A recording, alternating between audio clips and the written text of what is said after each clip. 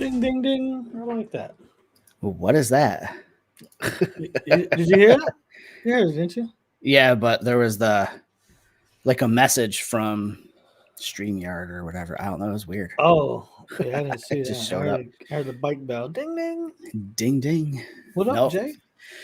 Oh, man. I'll tell you what.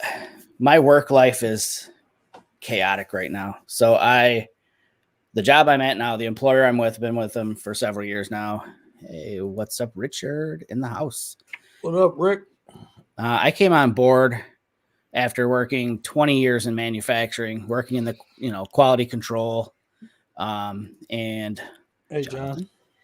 And I went from that. I was let go from a job of almost 20 years right before the holidays. It's horrible, middle of my life, losing a job, and ended up landing a job in marketing, which I think most of my resume was built upon, like what I do here, right. Marketing myself, marketing for Olympus, marketing for Mirrorless Minutes, things like that. So I ended up in a marketing position. We had some people leave recently, and I jumped into a sales role because I love to talk, and sales is cool, but I'm doing sales and I'm running marketing too at the same time. And when I say I do sales, I oversee like 11 states or 11 agencies in 11 different states around the country. So my workload's gotten crazy. So I'm getting stressed out. Hence the gin and pineapple juice. Right, but right. yeah, it's just been crazy. So that's what I've been up to, is just trying to cope with like hectic work days. And it'll what's that? I said, sound like what I'm going through. And I know the chaos is gonna slow down. We're at the beginning of the year, and we schedule all of these trainings where we'll fly to the different states and show product and take people out to lunches and dinners and things like that. And it's just chaos scheduling all of that. And then COVID, throws a monkey wrench into it. So a lot of my agencies, because they tend to be the west half of the country, they're a little more conservative on letting people come in and things like that. So most of mine, honestly, are going to be virtual, but I'm still going through the process of setting up a studio with backdrop and lighting, and the logistics behind that is there's a lot of moving parts. So I'm a little fried. Are you going to be able to get to visit all your customers? So so sort of. I'm going to end up going to Utah, which is cool. I'll get to visit our agency in Utah, which is great. Everybody knows I like Utah. Oh, that's a good one, yeah. And then one of our other agencies has offices in both Wisconsin and in Minnesota. So I'll be spending some time in Minneapolis and then in Milwaukee as well. And so far, those are the only two agencies I'm actually going to visit in person, which I'll be honest, for me, I'm fine with that. I know that that my boss would prefer us to be able to visit in person. So we're leaving it open to them if we can come visit later in the year, and we might end up doing that, which is fine. But nice. Some hellos here. What's up, Steve? Got my sweetheart on the show tonight. Thank you for showing up, sweetheart. And we got Mr. David Black. Steve says Minnesota. Yes, Minnesota. Hopefully in warmer weather. I like. You don't want to go there right now. No, I'd prefer not to. I lived there for a while. Cold. Yeah. I'm not a fan of their airport at all. So I did go to that airport when I went to Boston. I went to Minneapolis, then to Boston. It's crazy. You got to love how the way flights work out. Right. So I didn't have any issues over there though. No, it seems like every time I've gone through Minneapolis, I've got a tight connection, and just, I don't like the layout, it's just kind of funky. Steve, I'll definitely hit you up if I've got time. That's the problem with the way the scheduling is going this year for these visits. Normally, I'd be able to book a couple of days in front of or at the back end of my visit for myself. But Steve unfortunately, must be from Minnesota. I'm guessing so. Where he's super close to Minnesota and he's going to drive. Yeah. But yeah, so that's me. What about you? What have you been up to? How's things going? Work, man. Work. The workforce is thin right now due to COVID, and people must be disappearing off the face of the earth. There's something to do because everywhere I go, that nobody has any employees. Nobody has any employees, and nobody wants to work or fill the jobs. I've heard so many conspiracies about it. I mean, I guess we could do a podcast on that too, talking about. I was at Herman Miller yesterday. Herman Miller, and they no, I'm sorry, Technicoat had 36 people missing the day before. Wow. I was at a company the day before that. They had 26 people missing the day before. That's outrageous. That's crazy. I'm like, what's going on? I mean, I don't understand how businesses are functioning. I really don't. But I think this is becoming the new normal. I think everybody found side hustles. Everybody probably has an OnlyFans. I know, right? That's my ongoing joke with everybody. You know, they're either doing OnlyFans or Etsy. Right. You know, they're either selling themselves or they're making something to sell. It's whatever. Get your side hustle on. Uncle Sam's going to catch up with you. Make that bread. Right. So a couple of things to talk about tonight. Obviously, the main premise of the show. I think the big thing that we'll talk about. Come on, Dwayne jumps on and says, "Yo, I gotta throw him up on the screen. What's up, boss?" Main premise of the show: composition.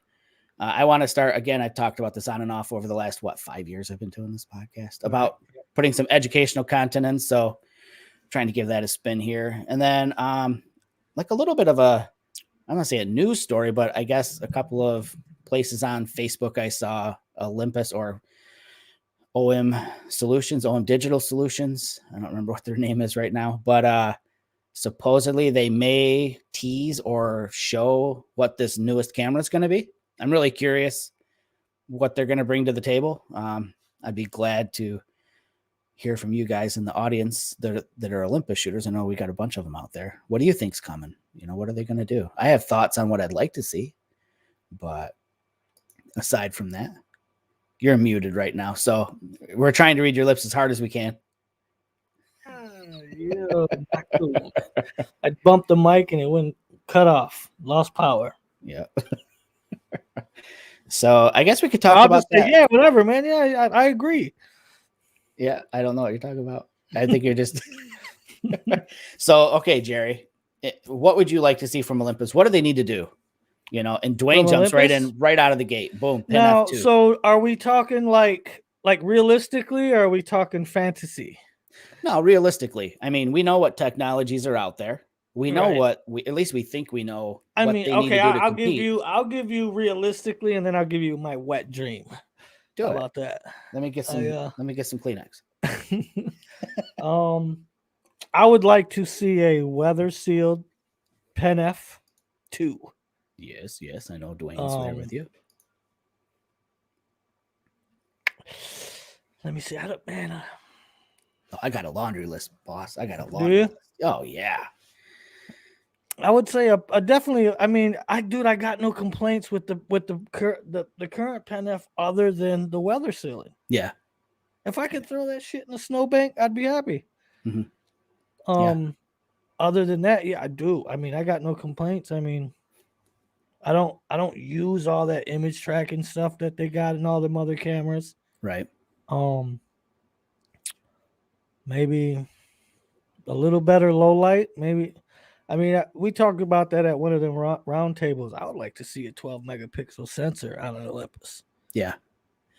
Give me weather sealing in a 12 megapixel Pen F, and I'll be good. That would be a big gamble for them. That because the average consumer, would be like 12. Pixel whoring. Yeah. My Samsung has 170 or whatever. Right. My phone has 86. But I mean that would make low light for sure quality a lot better. Agreed. And 12 big ones over 16 or 24 medium ones. Yeah, exactly. And the majority of people are sharing online anyways. Nobody can see the difference between a 12 megapixel photo and a 60 megapixel photo on Facebook. I believe my phone is a 12 megapixel camera on a smaller sensor. Yeah. And you can't tell half the time what, you know what I mean? Yeah. I caught a little bit of Joe Edelman's show yesterday, I think. And he was talking about that. So Joe has parted ways with Olympus, still going to keep some of his Olympus gear. But he jumped into, for now, the Sony A7R IV is what he picked up. And And he made that, he made that comment yesterday. No, he's got a, what is it, 60 megapixels on the A7R4? Yep, 62 or something like that. So like 62 megapixels. And he says if he shares a shot from that versus one of his OMDs on Facebook and Instagram, nobody's going to see the difference. I mean, he will when he's on his 5K screen editing and he can zoom in a million miles and remove every single pore. But the end result for 99% of his audience, they won't see it. I think photographers go overboard a little bit because we're the ones post-processing this stuff. You know what I mean? Yeah. We get to zoom in and out and slide and drag, and you know what I mean? And we see what presets, how they destroy images if they're not created for those files. And you know what I mean? Yep, for and sure. Like the average person just viewing it on Facebook or Instagram, they see the final result and that's it. Yep. So they don't really know the capability of those files. Yeah. I didn't. Honestly, I spent years with Olympus. I started off with Olympus. I didn't know any different. And then you got that A7R2, and I talk about it still. You shared the before and after of that church photo. Yep. And the original photo was, if you've ever shot towards the sun, for folks listening or watching, Jay shot towards a church, and it was, the sun must have been behind it, or the light was behind it, because the front of the church was silhouetted for the most part. It was black. You couldn't see windows or anything. Yeah. But then his finished product, he was able to move the exposure and shadows and bring out every single little bit of detail in that to make it literally night and day different. And you can't do that on the smaller sensors and the Micro Four Thirds. So it's definitely has its place. I mean, you can do it, but it doesn't yield the same results for sure. Right. A Pen F2. Yeah. I mean, can't go wrong with that. Right. Then of course the wet dream would be give me a medium format rangefinder body style camera, and I'll be happy. Yeah. I think the ultimate for me would be just let Sony eat Olympus up, take all the tech, all the lens making capabilities. You know what? I was on the pier day before yesterday. I was just out there with my phone and I'm walking, and that's exactly what I was thinking as I'm walking back. I'm like, dude, if Sony would cop, just a few things, live comp, get that live comp, that live time, that image stabilization. Yep. Oh my god, dude, game changer. My god, yeah. Canon and Nikon would be freaking out. Yeah, they would own the camera business. I think for me, I was talking. I think I commented on a post actually in one of our groups. My wish list, the technical side, a better EVF, like higher res EVF.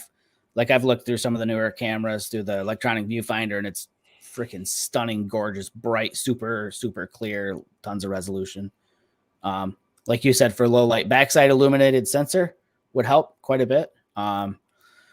I'd be willing to go down to 16 megapixels and backside illuminated would be nice for like a compromise. It's not so low that people aren't going to buy it, low enough to give you a little bit better. Yeah, but here's the thing with that though, like the EM5 Mark II was 16 megapixels, and that still wasn't the greatest. But not backside illuminated sensor. That makes a difference in the low light for sure. That is true. That was the other sensor.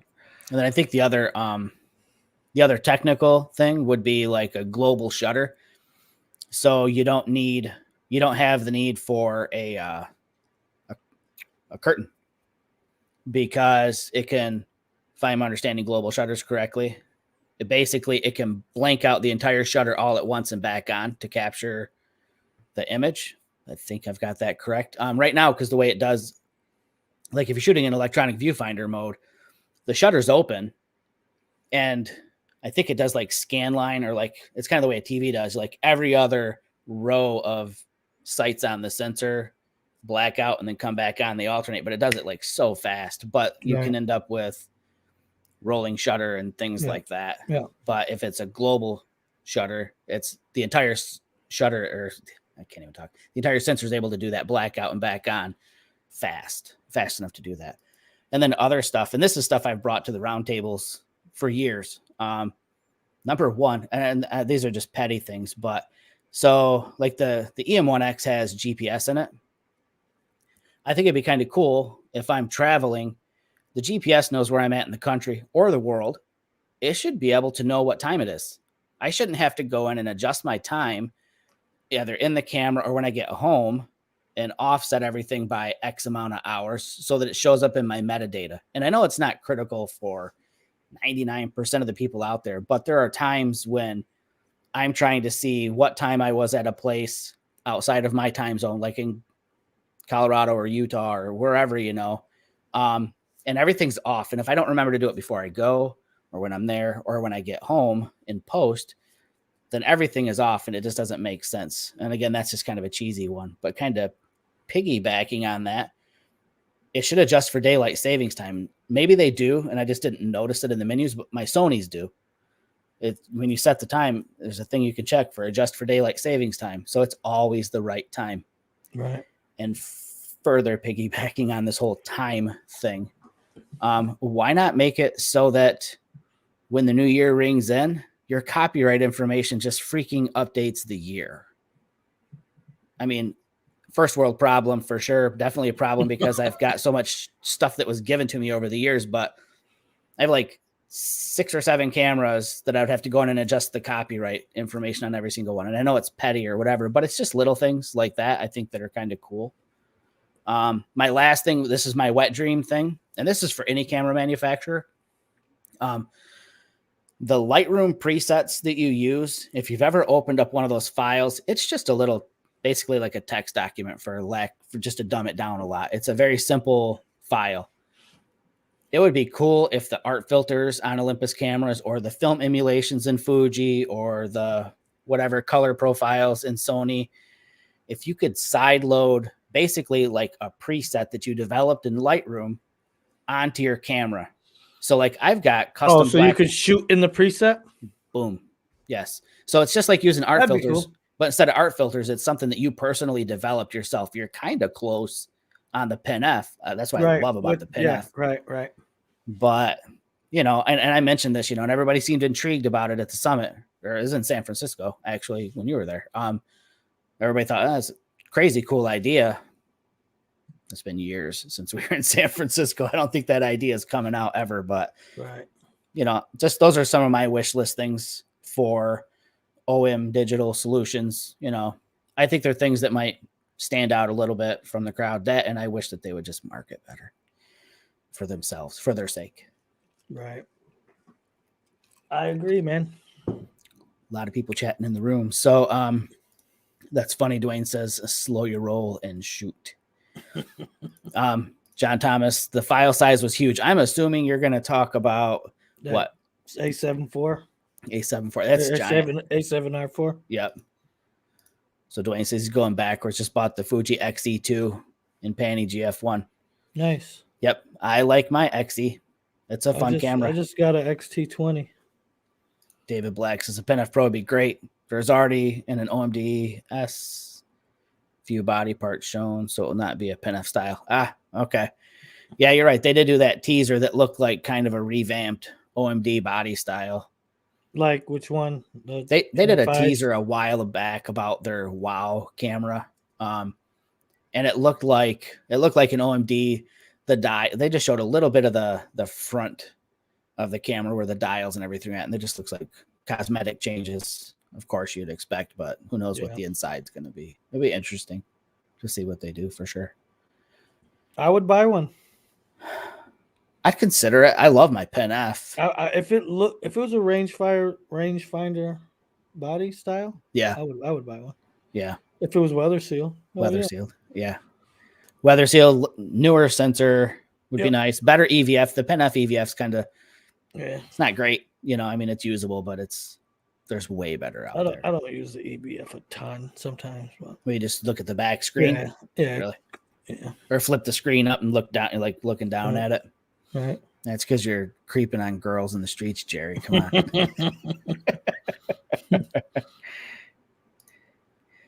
Hola. VAE FYI. I don't know what VAE means. Or I know what FYI is. You got any clues, Jerry? Anyways, Velasquez, hello. How you doing?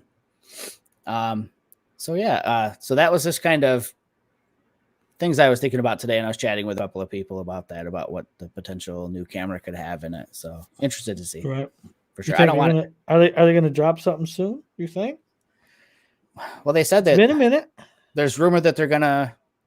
I don't know if they're gonna tease it or announce it at I don't even know what camera convention is coming up anymore. I'm so out of the loop with that stuff.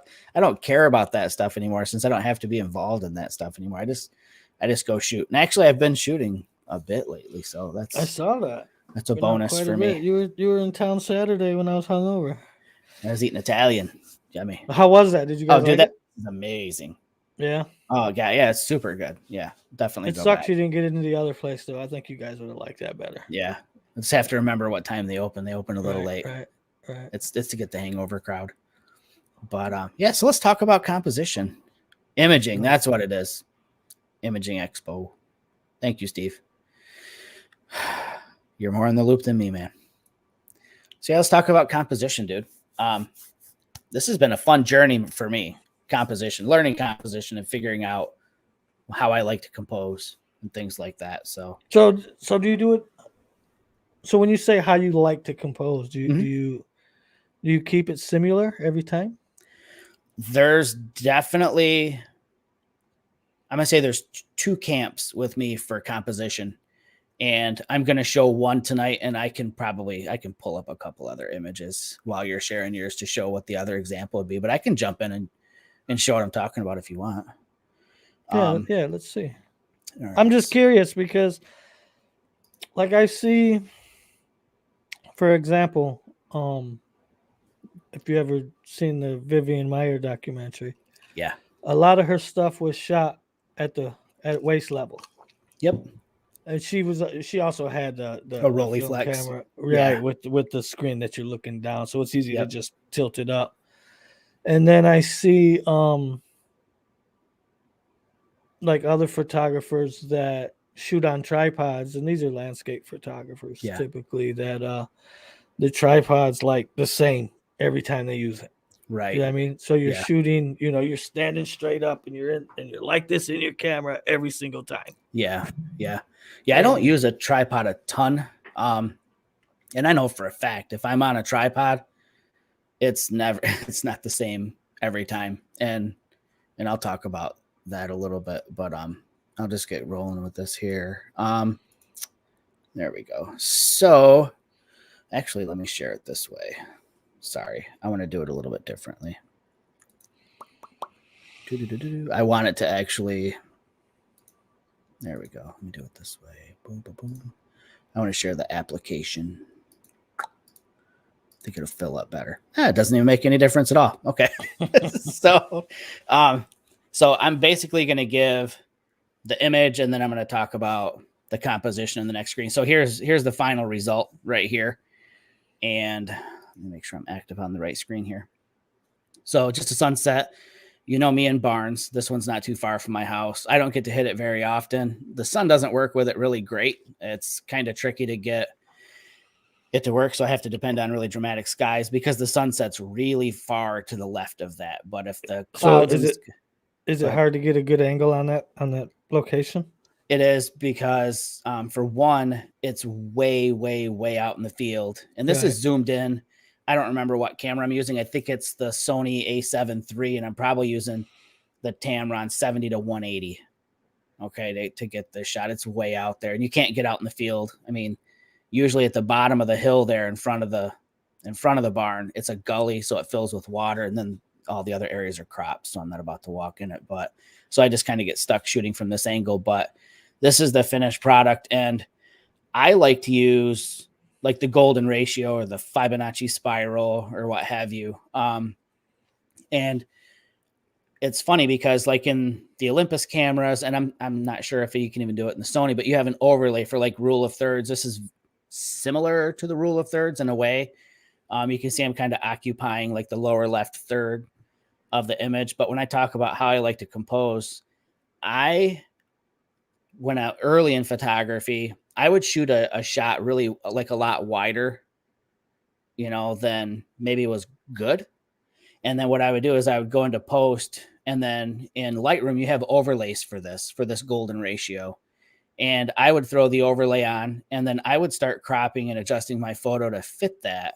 to put my subject in, what is, I guess, classically considered a more pleasing location based on this. And there's psychology that goes behind this. If you start Googling and looking on like Wikipedia and different, whatever technical papers on the Fibonacci spiral and the golden ratio, like it's been used throughout history in composition for paintings and for sculptures. It occurs in nature. For some reason, to the human mind, it just makes a more relaxing, calming, pleasing image.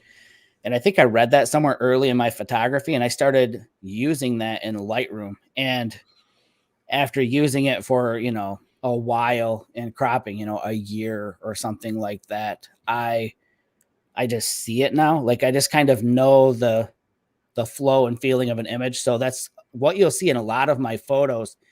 And again, you don't necessarily have to have like a big solid, structure or whatever. So like in this one, again, it's the road that occupies, that lower left third. So I composed that. I could have panned to the right, kept the road out of the shot, and just had all of this grain, this big sea of like this greenish yellow as the storm's coming in or whatever. But, again, using not just leading lines, but leading lines and then composing it in a way that, again, it's kind of occupying that space off to the side of your image is how I like to do a lot of my compositions. And it works not just in like a landscape orientation, but it works in portrait orientation well. And this is the behind the scenes shot when Mark and I were in Kansas last year chasing storms.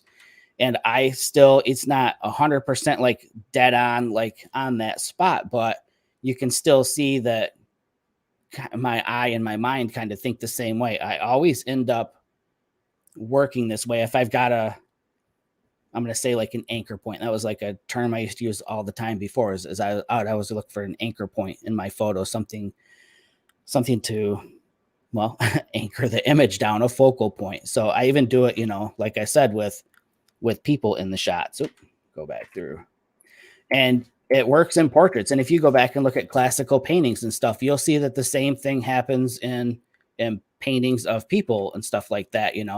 Again, not dead on, but her eye still falls into what is going to be, this really tight area within that, rule of thirds section of this image, the way it was composed. And again, this isn't cropped to be that way. They don't always fall perfectly like in the tiny little square or something like that, but you get the general feel for how these compositions start working out. And again, it just kind of happens in everything. And this is just a rule of thirds overlay. This is like what you would see in your Olympus camera. The owl isn't all the way to the left because that would just be, for me, I would feel like an uncomfortable location for the owl to be, because you'd have nothing on the other side of the frame at all, really, to fit him over there because he's such a small part of the subject. But still, it's skewed so that the owl sits really far over to one side in the frame. And like any other rule, you can break it, right? I mean, this is not rule of thirds. This is not golden ratio, Fibonacci spiral. The house is dead center, but inside of the image are little vignettes, little sub images, I mean, and you can see if you just frame the house, now we're working the moon into that same space, it's that same kind of golden ratio or what have you. So it's kind of how I like to work. It's kind of my go-to standard for composition, whether, like I said, whether it's portrait orientation, whether it's landscape orientation, it doesn't matter if it's street shooting. And I don't think about it. It's just how they all happen now. It becomes habit to you now. Yeah. Yep. And it's good exercise. I've never seen that overlay before. Now, in Lightroom, I think if you just hit the O button, you can cycle through the different overlays. And there's like a million overlays in there, but that one is one of them.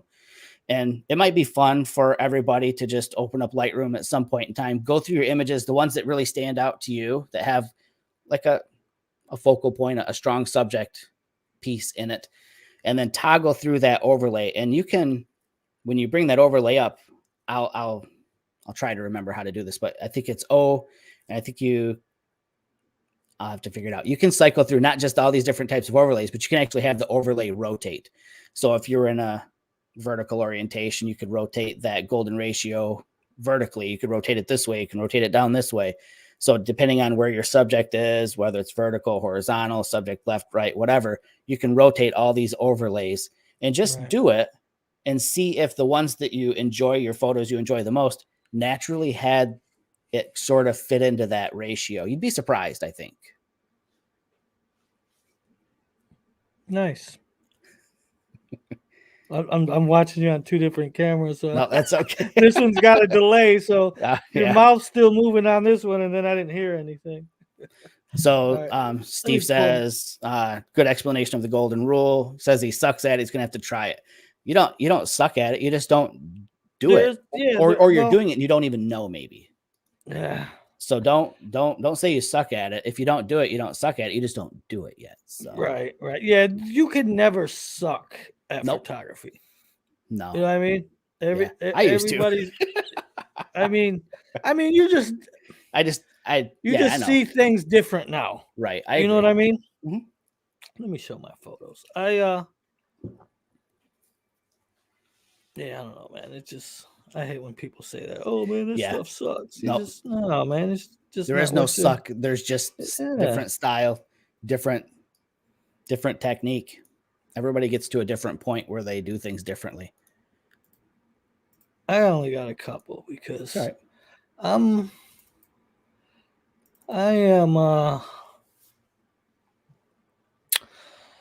a big fan of not following any rules.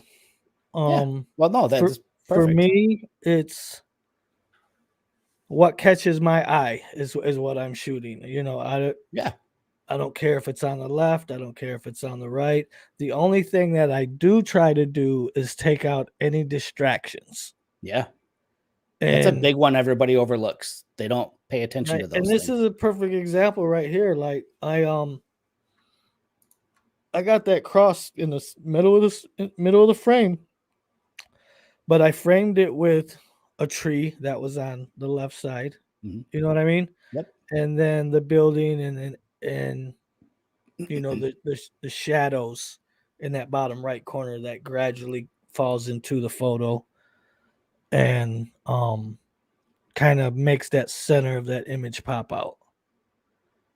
And this is just one of those things like, man, I don't know, I don't follow any of those rules that you see on YouTube or wherever where people are saying, oh, you need to shoot rule of thirds and stuff like that. That's something that I never really followed. This one here, on the trees on the right, and then you can see the lamp post on the left at the very edges of the screen. The one on the right, there's a structure over there, and the one on the left, there's some stairs, I believe, that are coming down. But I just made sure to like when I walked out here, I'm like, okay, so this looks nice. I get rid of the distraction so you can concentrate on the feeling that you get if you were standing there. Does that make sense? Yeah, for sure. And I just try to get rid of them distractions, man. And like I said, there's no real rules to composition, at least from my standpoint. This here, you was with me. This is right by your house. Yeah. This is an abandoned house on the side of the road, and that pink wall with that brown cabinet in there really stood out to me. And you can see the light coming in through the roof where it's collapsed, and it's lighting that back wall.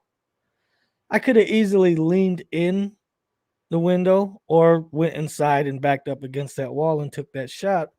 But I used the window frame to frame my image of the destruction.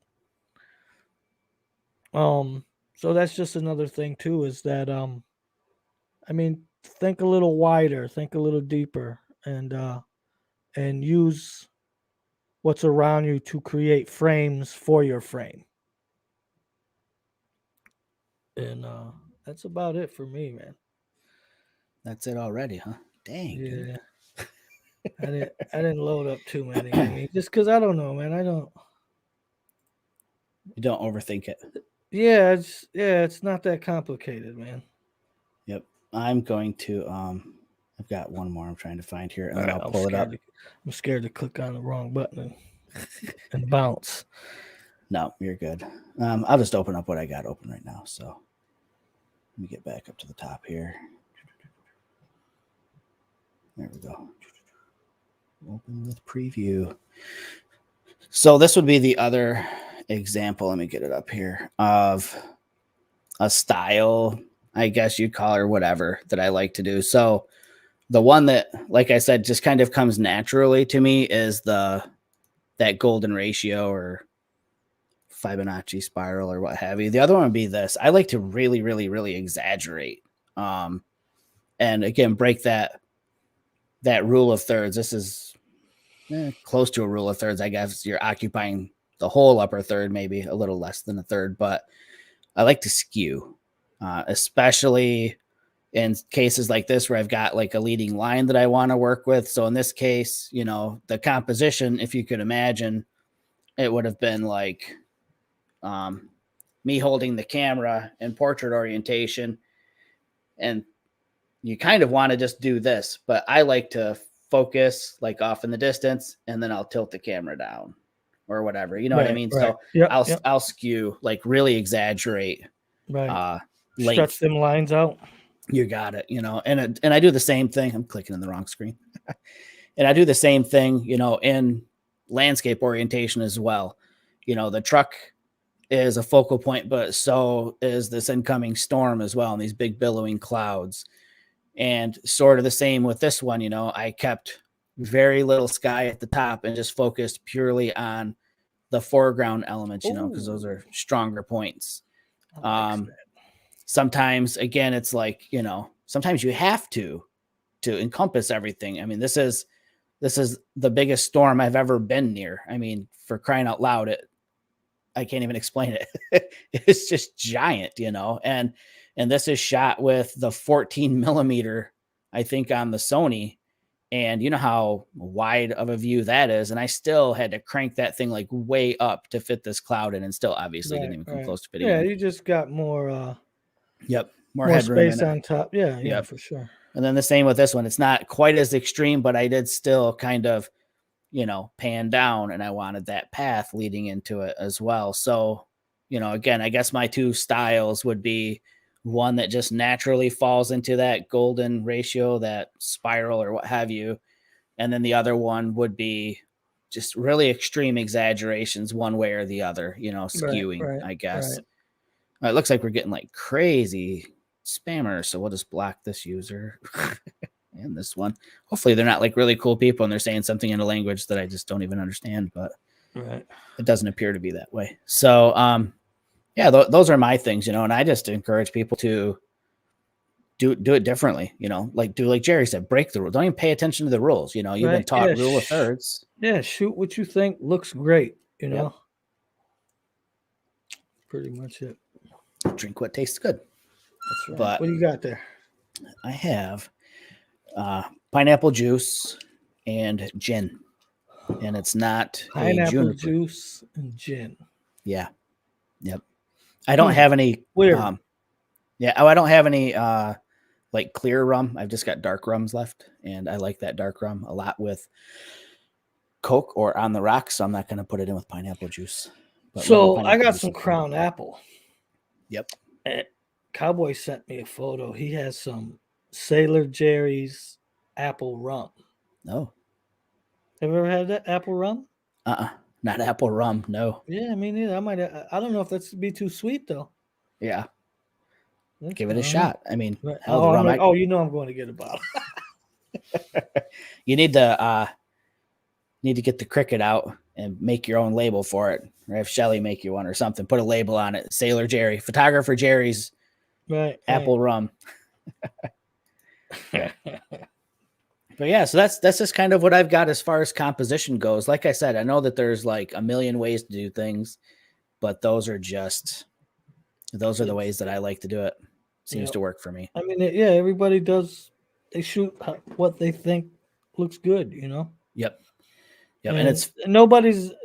There's always going to be somebody that don't like your stuff, but then there's always going to be more people that love it. So yep. Yep, for sure. the thing I learned over time is don't let others dictate your style. No. That's a really good thing to mention because social media makes it that way for so many Right. people. Oh yeah. Everybody People are falls freaking victim to it. depressed all the time because of what other people say to them on social media, dude. It's Yep. wild. Or it's hard not to see things and feel competitive. I think that's human nature, is to have like a competitive streak. Maybe it's a guy thing, I don't know. But like I'll see a shot and I'll be like, dang man, I wish I could have got that. I'd love to be able to get that one. How did they do that? Like it's not that I'm like hating on them. I'd never diss anybody or anything like that, but I'm like, man, how come I can't do that? Like there's a little twinge of jealousy, like how are they pulling this off? Like I shot the same thing. How are they doing this? It's just this desire to be able to do as many things as you possibly can, I guess. Right, At least for right. me anyways. For me, it's more like, damn, I wish I was there. I'm stuck here in cold ass Michigan. It's only supposed to get worse, I think, later Oh, into the week. tomorrow it's next going to week. be like 5 degrees tomorrow or something. Yeah, it sucks. It sucks. But at least we've got ice coming, right? I mean, well, that's the thing. We don't got much anymore. Well, we will. It's coming. Hopefully it gets windy tomorrow and it's 5 degrees. That would be nice. And That start would be coating nice. everything. Yes, something. Yep. But that's all I've got, folks. I'm out. I'm fresh out of talk.